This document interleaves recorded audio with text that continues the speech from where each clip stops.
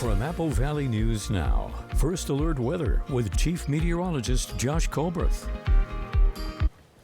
Welcome back to Good Morning Northwest. Today is indeed another First Alert Weather Day, as we're going to have the threat for fires starting or spreading quickly, as we'll have that combination of winds, dry air, and dry vegetation. So first, let's talk about the winds. 2 p.m. today to 5 in the morning tomorrow morning, as we could have peak gusts up around 45 miles per hour in the Kittitas Valley, around 35 miles per hour in the Morrow County foothills. And then you factor in just how dry the air is going to be. And remember, when these values dip below 20 to 25%, we would classify that as very dry. Yeah, we're certainly going to be below that threshold, at least for lower elevations, but even in the blues, it's looking dicey. And these are pretty dry values by the Cascade standards as well.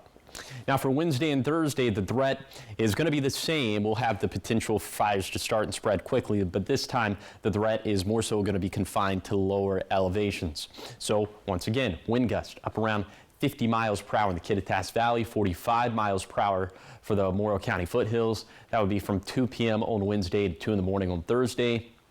You factor in just how dry the air is going to be, and especially for the lower valley, for the basin, for the Blue Foothills, 5%, 7%, 7%. So very dry air out there once again. And then for Thursday, okay, peak gust once again up around 50 miles per hour in the Kittitas Valley, 45 miles per hour for the Morrow County foothills. Then you factor in the air once again, and you see values not as low this time, but still a good chunk of these values below 20 to 25%. So we'll once again see the combination of dry air, dry vegetation, strong wind gusts, so fires could start or spread very quickly. We need everyone to exercise all of that fire safety, and for today, exercise the heat safety, as we'll still be about 20 degrees above average for this time of the year.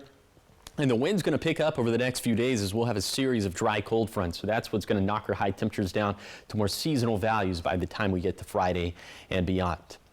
Rain chances in the forecast, forget about it. A little sprinkle here or there for the mountains, but nothing to make our vegetation any less stressed out. Here's the 7-day forecast for the Tri-Cities. Dangerous fire weather Tuesday through Thursday, then a warm and pleasant weekend ahead. In Yakima, hot, dry, and breezy over the next few days, but feeling much cooler by the end of the week. In Ellensburg, strong winds over the next few days, so there will be the potential for fires to start and spread quickly. Thankfully, a reprieve from the winds this weekend. In Hermiston, maybe hitting 100 once again for Tuesday, but dramatically cooler over the next few days. Then for Walla Walla, also the concern for fire starts over the next few days, then some calmer weather to round out this week.